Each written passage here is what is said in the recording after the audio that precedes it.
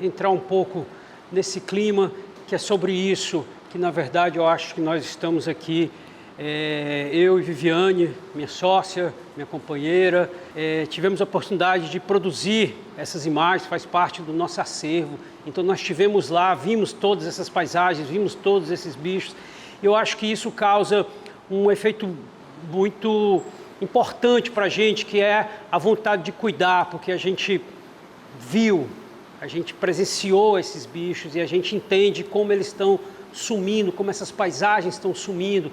Então isso causa uma tristeza muito grande. Como eu falei, nós somos um casal. Nos últimos pouco mais de 2 décadas, nós tivemos a oportunidade de girar, de viajar em várias circunstâncias, em várias épocas, para todos esses lugares. Nós somos sócios de uma produtora audiovisual. Então, na verdade, a gente transformou essa vontade de viajar, de fotografar, em profissão, em uma empresa.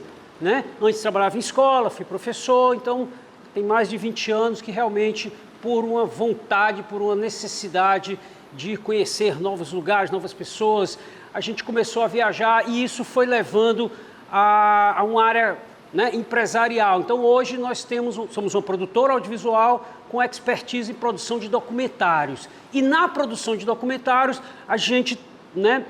nós fomos nos especializando em documentários ambientais, socioambientais, conservação de espécies, biomas e tudo que está ligado a essa área ambiental. Então nós hoje viajamos por esses lugares e muito no Brasil também, produzindo vídeos documentários. Principalmente 80% dos nossos clientes são ONGs que trabalham em conservação de espécies ou com conservação de biomas. Mas também trabalhamos para algumas instituições, às vezes governos, que também têm essa, mas sempre ligados a essa área. Eu sou daqui, mas nós moramos há 20 anos na Praia da Taíba, por opção também, e é de lá que nós partimos para as nossas expedições, né? Às vezes um trabalho específico, às vezes só uma pesquisa, um estudo, e sempre conversando, né? Porque nessa questão do documentário a gente está sempre entrevistando e gravando depoimentos de especialistas, então os maiores especialistas e os seus respectivos temas, nós temos conversado, porque faz parte do nosso trabalho. Então a gente senta com um biólogo, doutor, pós-doutor especializado em mudanças climáticas e gravamos 2 horas de entrevista e impossível não irmos aprendendo essas coisas, já temos essa vontade, já temos esse interesse. Então hoje é muito curioso porque essa vivência, essa experiência, hoje a gente sentaria em volta de uma fogueira ou numa mesa e conseguiríamos conversar sobre geografia, história, biomas, biodiversidade, ecossistemas, sociedades, culturas, religiões, geopolíticas, clima e tempo atmosférico, né? É sobre isso que eu quero. Então eu poderia estar aqui falando sobre várias coisas, na verdade, né? Sem ser especialista, mas tendo vivido um pouco de tudo isso, porque realmente eu tive a oportunidade de ir, sei lá, de Nova York a Katmandu, no Nepal, né? Colocando assim esses extremos, né? Norte e Sul, né? Tivemos na Islândia, mas tivemos na África do Sul, tivemos na Ilha de Páscoa, tivemos no Havaí, enfim, são vários lugares. Estive no Camboja, né? Que é E aí, essa visão me faz ter uma percepção muito diferente, né? De tudo que está aí e como o mundo é maravilhoso, mas como ele é complexo e como os desafios são grandes, porque a gente está falando de pessoas, de culturas, e o mundo é muito diverso mesmo. E isso é muito curioso, mas às vezes é um pouco assustador e às vezes é um pouco encantador, né? Ver e sentir. Então, como é que eu vou explicar algumas coisas, por exemplo, sobre religião, tendo convivido com religiões tão distintas pelo mundo, né? Hindu, muçulmana, enfim, católico e etc. Chegar aí em um papo legal para deixar essa reflexão e vocês, que é um pouco a minha proposta, a gente sair aqui pensando, né, algumas coisas, porque com relação ao tema de mudanças climáticas, que é onde eu vou tentar aqui levar um pouco esse papo, né? Como o Raiz falou, tem poucas novidades, né? Acho que todo mundo aqui já ouviu falar, já viu reportagens, tem um entendimento sobre mudanças climáticas. Então, como eu poderia falar sobre isso, já que tem tanto assunto, então eu, por opção de uma didática diferente, eu vou partir do princípio, como se vocês tivessem passado os últimos 10 anos em sono profundo, né, e chegar aqui agora, e aí eu viro essa coisa de mudanças climáticas. Então vamos partir meio que do basicão, assim, até para a gente poder atualizar talvez alguns conhecimentos ou algumas informações que vocês têm ao longo disso aí. Eu vou tentar dar essa geral. A primeira coisa que eu queria falar, que para mim está dentro desse basicão, mas eu vejo muita gente meio confundindo essas expressões, até na hora de conversar, né? Você está ali no seu grupo, família, escola, enfim, é a questão de tempo e clima, né? Existe uma confusão nesses termos. Então, só para a gente esclarecer, porque eu vou aprofundar e é legal, a partir de agora eu vou usar bastante essas expressões. Então, o tempo que a gente fala aí, né? Hoje, por exemplo, o tempo foi um tempo ensolarado, hoje foi quente, aqui no Ceará. Mas, em outro lugar, o tempo ele pode ser chuvoso, ele pode ser frio. Então, o tempo, esse tempo que a gente está falando, que é o tempo atmosférico, é aquele momento em que a gente está durante o dia e que pode mudar da manhã para tarde. Por isso que a previsão do tempo, ela geralmente é dada. Previsão do tempo para amanhã de manhã, previsão do tempo para amanhã à tarde. Então, tempo é esse tempo atmosférico que a gente vai convivendo com ele aqui e está tudo compreendido. Clima já é uma coisa mais complexa. Então, clima, ele é o resultado de uma observação de tempo atmosférico ao longo de milhares de anos que se definiram que, por exemplo, naquele lugar o clima é frio, é polar, no outro é um clima tropical, é um clima equatorial, esses climas que a gente está sempre ouvindo falar aí. Essa observação fez com que a gente sempre tivesse o conhecimento de, por exemplo, não vai nevar no Ceará. Isso é uma certeza que nós temos. Porque ao longo da observação desses milhares de anos, nunca teve neve no Ceará. Logo, o clima, ele é feito, né, ele é definido a partir dessas condições de tempo atmosférico, e isso também tem uma importância que rege toda uma biodiversidade, toda uma botânica, toda uma questão de, né, de fauna e de flora, que está dentro daquele clima. Ponto. Ok? Então, quando a gente fala de mudanças climáticas, a gente não está falando em mudar o tempo. A coisa é muito mais séria, né? Porque está se falando em uma mudança de um clima, ou seja, aquilo que acontece ao longo de milhares de anos que está mudando. Ou está ficando mais quente, ou está ficando mais frio. Nós tivemos a oportunidade de viajar pela Islândia, nós moramos 15 dias dentro desse carro, comendo, fazendo comida, dormindo dentro do carro, para poder viabilizar. A gente fez um trabalho para essa empresa, né, captando imagens e tudo. A Islândia, ela tem um clima polar, é um clima frio. Porém, nós fomos lá na época da primavera, em que o tempo atmosférico era menos frio, mas a gente já sabia que ia ter muito frio. E na Islândia, o tempo muda literalmente a cada 5 minutos. Então a gente tem até vídeo no nosso canal em que a gente está aqui dentro do carro e aí está uma neve absurda. Daqui a 5 minutos está um sol absurdo. Então, a mudança de um tempo é normal, né, nessa relação de um dia para o outro, de ontem para amanhã, para depois de amanhã. O clima, não. O clima não muda assim. Então, por exemplo, eu não senti na Islândia um calor infernal, porque o clima lá não é um clima quente.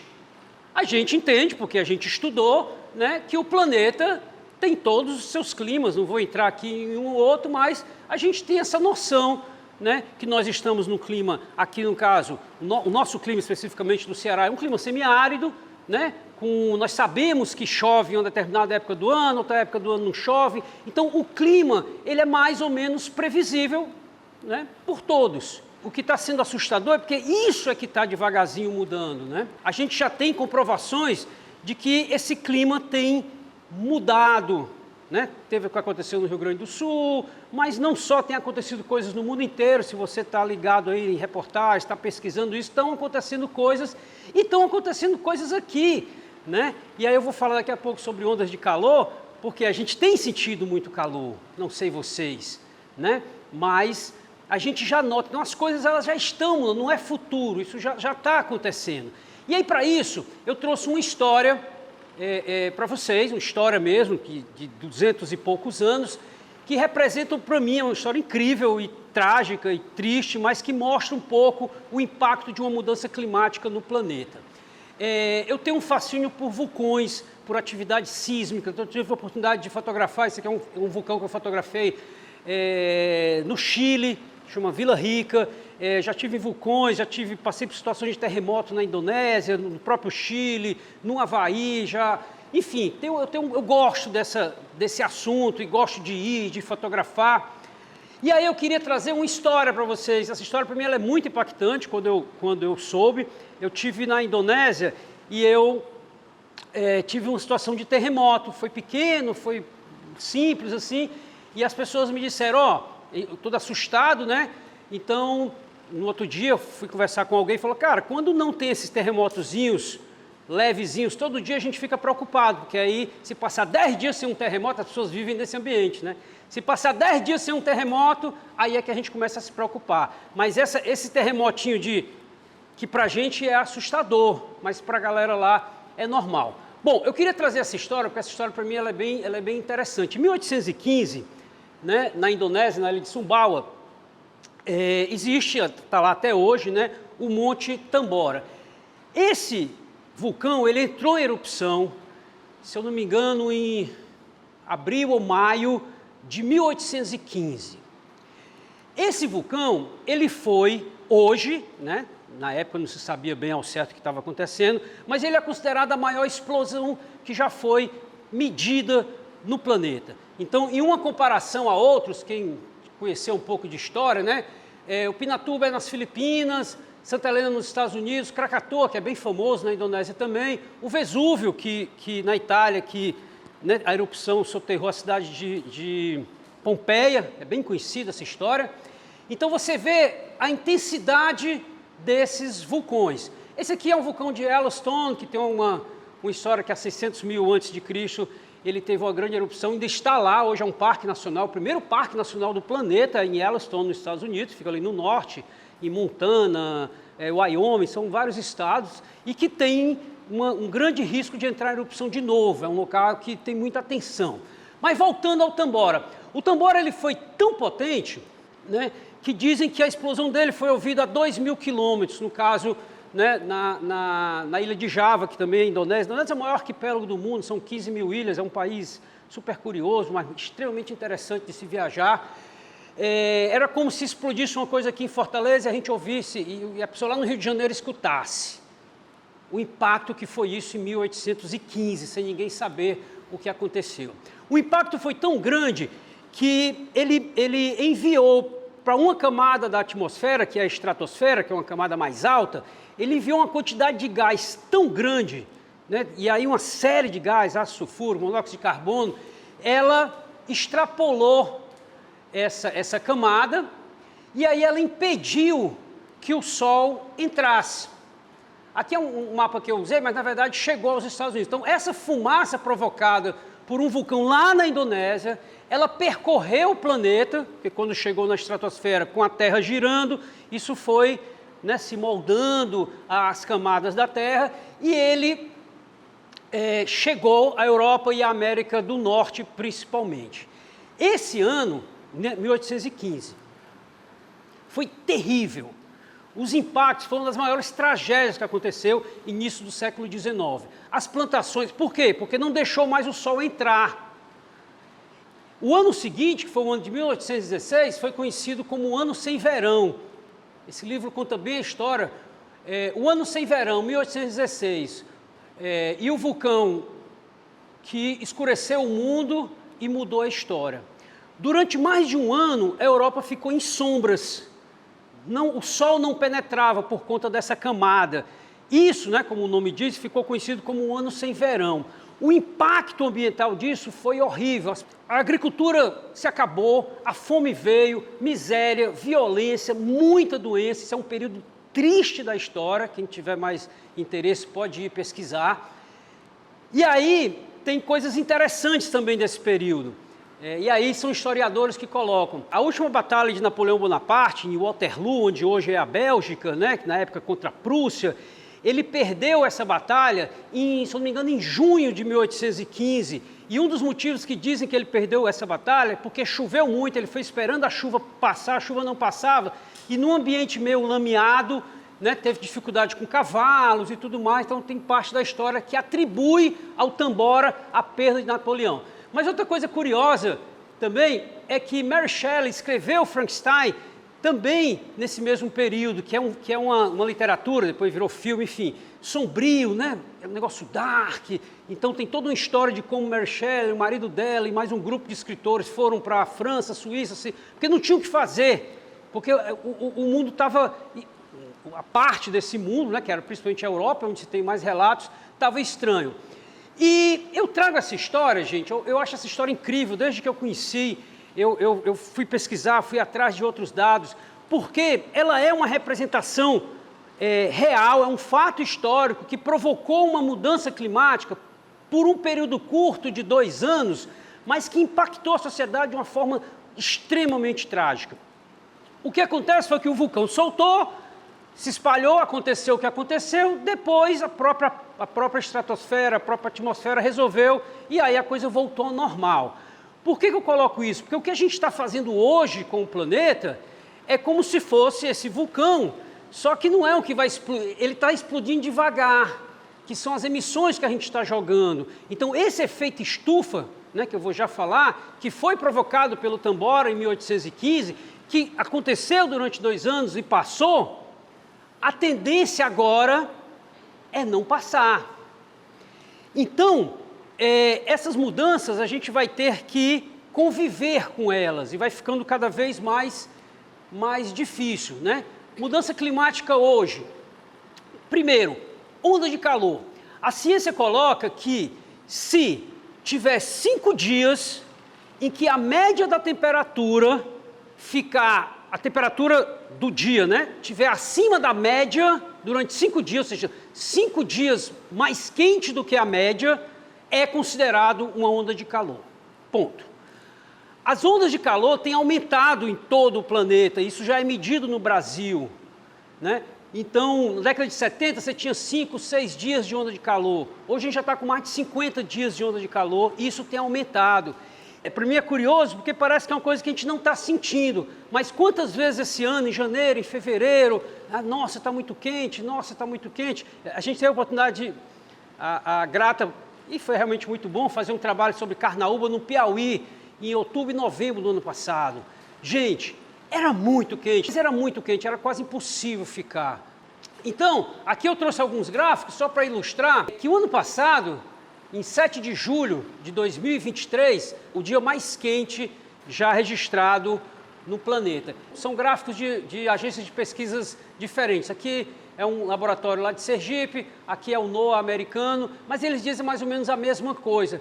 Aqui vem um gráfico, aqui é de janeiro até dezembro, tá? Janeiro, fevereiro. E aí, a temperatura, sempre quando chega no meio do ano, ela tende a ficar mais alta, temperatura média na Terra.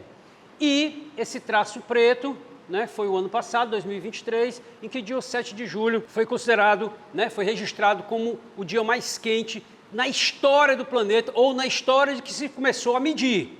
Então, todo mundo já sabe, né, porque a gente aprende no colégio, que a linha do Equador, as temperaturas, né, do clima tropical são mais quentes, né, mas o que vem acontecendo, né, a média de temperatura na superfície do planeta, né, e aí você nota nitidamente aqui dos oceanos, né, terrível. Isso aqui, ó, é que causa o El Niño, que é o aquecimento das águas do Pacífico. Mas você nota como os oceanos estão aquecendo, o impacto disso vai ser monstruoso também. Aqui é um outro gráfico, né? Trouxe só para a gente poder ilustrar essa questão das mudanças climáticas, porque o que acontece é que os climas vão alterando devagarzinho e a gente não vai percebendo isso no nosso correria e no nosso dia a dia. Em 2015, quando foi feito o Acordo de Paris, né, que a temperatura não deveria subir 1,5 graus, isso já foi para o saco, tá, galera? A gente já chegou, agora esse ano, a gente já chegou a 1,5 graus. E agora a gente tem que batalhar muito para talvez não chegar a 2. E aí eu preciso também esclarecer, porque às vezes algumas pessoas falam assim, é aquecimento global, aí postam uma foto lá na Noruega, que é frio, e diz, não tem aquecimento global porque está frio, né? Então, falta um conhecimento para entender que o aquecimento global vai mudar o clima na Terra, e esse clima vai causar, pode ser que o lugar fique mais frio, pode ser que o lugar fique mais quente. O aquecimento não quer dizer que tudo vai ficar quente, porque vai se alterar, e essa alteração ela vai ser impactante. E quando a gente fala 1,5 graus, outra coisa interessante, é a média, tá, galera? É um aumento de 1,5 metro na média do planeta. Não quer dizer que hoje fez 30 e amanhã vai ser 31,5. Tá tudo certo, 31,5 a gente aguenta. Não, tem lugar que vai subir 10, tem lugar que vai descer 10, entendeu? Porque é uma alteração, 1,5 graus ou 2 graus na média do planeta é muita coisa. Então, o que eu imagino é que nós, né, teremos que começar a nos adaptar, que de uma certa forma já está rolando, né? Eu lembro quando era moleque, né, morava em periferia, ninguém tinha ar-condicionado. Passava nas casas, nossa, ar-condicionado era coisa de milionário. Um dia desses passei por lá, pelas vizinhanças antigas, você vê ar-condicionado em toda a casa hoje, né? Então você tem já uma adaptação. O que isso vai levar? Porque o ar-condicionado também aquece, o ar-condicionado, então tem toda uma questão que precisa ser discutida. Acho que todo mundo já entende um pouco das causas do que a ciência tem falado sobre aquecimento global, né? É interessante a gente entender que a Terra tem uma camada, né, na atmosfera que forma uma estufa natural. Ou seja, o raio do Sol ele passa numa determinada quantidade em determinado local do planeta, esse calor é absorvido, parte desse calor volta, e foi assim nos últimos milhares de anos. Essa estufa que nós temos uma estufa natural, né, na atmosfera, e ela funciona bem, e é ela que faz com que a gente aqui tenha calor, a Islândia tenha frio, e as variações, e aí está tudo certo. O que está acontecendo é que, desde o início da industrialização, o que o homem vem jogando na atmosfera através de combustíveis fósseis, através do gado, através da queima, né, queima de carvão e tal, desde a época do início, lá, final do século XIX, início do século XX, começaram a queimar madeira, depois veio o carvão, depois veio combustíveis fósseis. Isso tem causado uma outra estufa, podemos dizer assim, né, o nome chama efeito estufa, mas é importante entender que nós já temos uma estufa. O que está acontecendo é uma estufa adaptada para o mal, porque está sendo ruim. Essa nova estufa, né, ela está provocando esse aquecimento. Então, em linhas gerais, o aquecimento se dá por conta disso. Eu vou mostrar alguns gráficos rápidos aqui, mas só para botar a fonte, tá? Esse site, Nosso Mundo em Dados, é um conjunto de especialistas, ela é ancorada na Universidade de Oxford, na Inglaterra, e aí você consegue ter muitas informações interessantes, vale a pena depois dar uma checada, ele é em inglês, mas traduz para o português e está tudo certo. Mas rapidamente aqui para passar, para vocês, quem não viu ainda, isso aqui é a média da temperatura global no planeta desde 1850. Então você percebe que a temperatura, ela oscila sim, claro, ela sobe, ela desce, ela sobe, ela desce, ela sobe. O que vem acontecendo, né, meados do século XX para hoje, é que a temperatura tem subido bastante. Então isso hoje é fato, né? Não estou só aqui colocando alguns gráficos para ficar aí, para a gente poder refletir. Outro gráfico que eu trouxe também que eu acho interessante é a emissão de CO2 per capita por país. Isso é bem interessante de ver, né? Os Estados Unidos hoje é o país que mais emite CO2. CO2 é o principal gás que está provocando esse efeito estufa 2.0 no planeta. Tá? Tem outros gases, metano, mas o gás carbônico ele é o principal. Então, por isso que a gente sempre vai falar e vai ter como referência, né, o dióxido de carbono, que é a mesma coisa que é o CO2. Então, você percebe aqui que os Estados Unidos hoje é o país que mais emite CO2, né, por pessoa. Em seguida vem a China, mas olha que interessante, ó, a China, ela começou faz pouco tempo, porque a China há 30 anos, ela era um país agrário, né? Então, aí você vê como a Inglaterra, que foi quem meio começou tudo, né, que é a nação mais antiga, mais poderosa, e aí ela foi caindo e realmente hoje, né, você tem a média do mundo, você tem a média da América do Sul e você tem o Brasil e a Índia também subindo muito nas últimas décadas, porque também a Índia tem crescido bastante nessa linha. Mas para a gente ter uma noção dos países que mais emitem dióxido de carbono hoje no mundo, então você realmente vê que a China e os Estados Unidos. E eu gosto de mostrar isso, gente, porque dentre as coisas que a gente, né, pode procurar fazer para ir alterando, cada um tem o seu papel, mas nós precisamos estar atentos porque hoje a China e os Estados Unidos são extremamente importantes. Eles têm essa responsabilidade de fazer muito mais, porque afinal foram eles que provocaram isso junto com a Europa, né? E tem lá os seus esforços, que hora dá certo, hora não dá, né? Os Estados Unidos continuam com muita prospecção de petróleo e aí vai. Eu queria apresentar uma experiência que nós tivemos na Patagônia chilena no ano passado, que foi uma forma que a gente encontra de pesquisar e ver essas coisas, né, esses efeitos em campo, né? Nós alugamos esse carro ele é uma camper van, ele tem aqui cama, fogão, banheiro, é uma casa, e nós percorremos 5.000 quilômetros de Santiago até o final da Carretera Austral, que é o nome de uma estrada, que vai até o final, né, ao sul do Chile, né, que já é a Patagônia chilena. E nós estávamos atrás de ir para esse local aqui, que é um glaciar, né, chama Ventisqueiro Colgante. Ele é um glaciar suspenso, eles chamam de ventisqueiro porque ele é um glaciar suspenso. Eu consegui fazer essa foto aqui, que é uma foto em 180 graus que eu fiz de drone. Então, vocês vão ver que ele está em degelo, né? Ele tá derretendo. Só que esse gelo que hoje a gente vê aqui, ele era tudo isso aqui, ó. E ele vinha fazer essa curva e vinha até aqui. A gente conversou com as pessoas de lá isso não volta mais, tá? Isso não volta mais. Ano após ano, isso tem derretido, eles têm derretido, né? E hoje a gente só tem um pouco da geleira. Claro que aqui para trás tem mais gelo. E aí eu tenho um videozinho para ilustrar.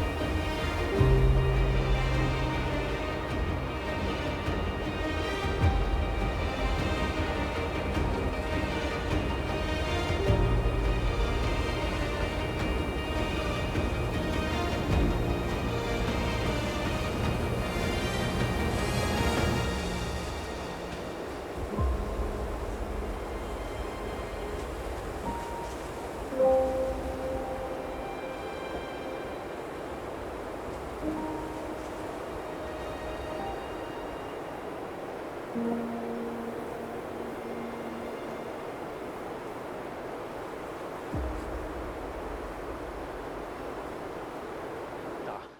Bonito, né? Mas ao mesmo tempo é triste, porque a gente podia ficar 3 dias aqui conversando sobre o impacto do degelo de uma geleira hoje, em qualquer ambiente em que ele está. Então, lembrando, o clima nessa região foi moldado ao longo de milhares de anos para que esse gelo tivesse congelado, né? Aquela água estivesse congelada. A partir do momento que ela descongela e derrete, vai deixando um rastro de impactos vários na biodiversidade, são espécies, nas sociedades.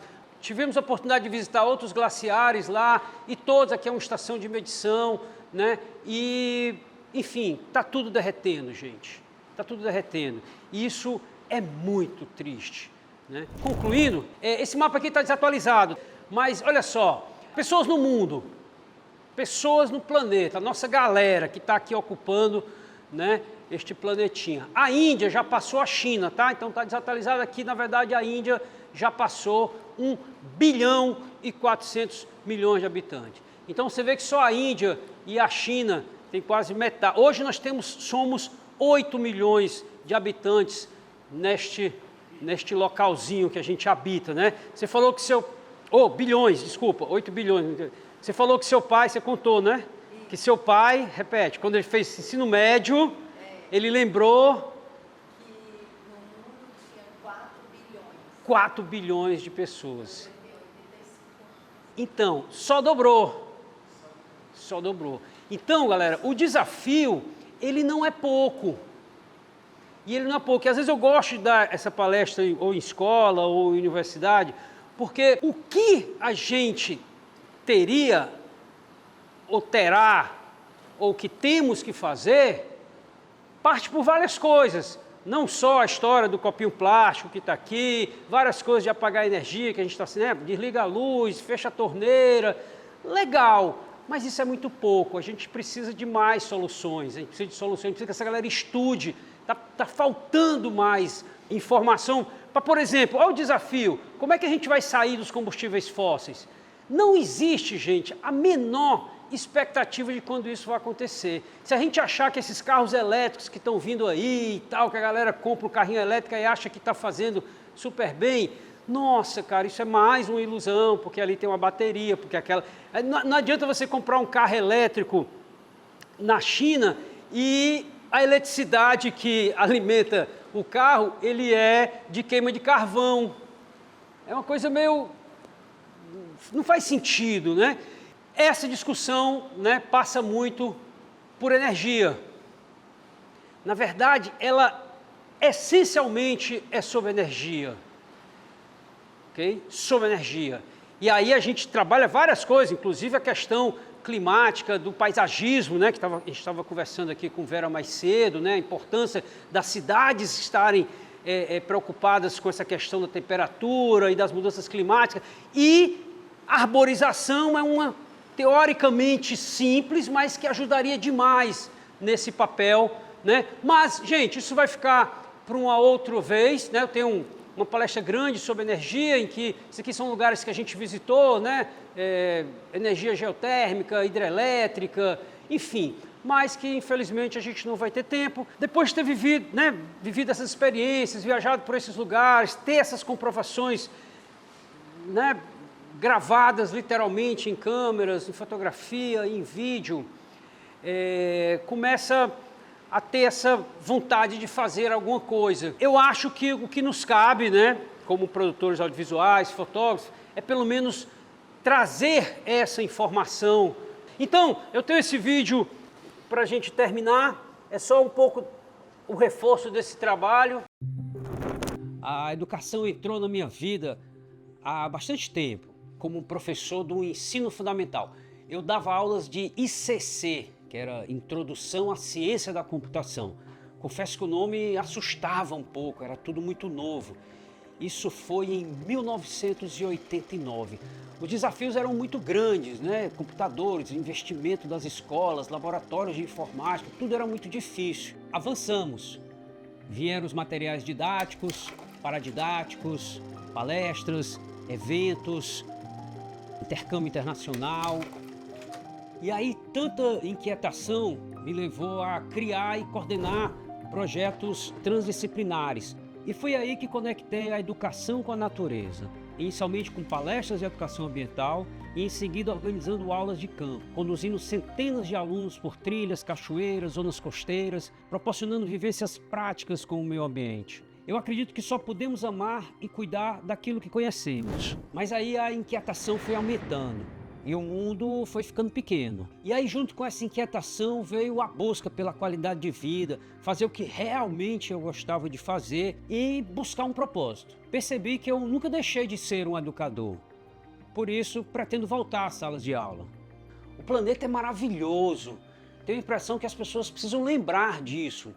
E ele está sofrendo muito com as nossas ações. Precisamos desenvolver uma consciência ambiental mais realista. Os futuros adultos que vão herdar toda essa situação hoje são jovens.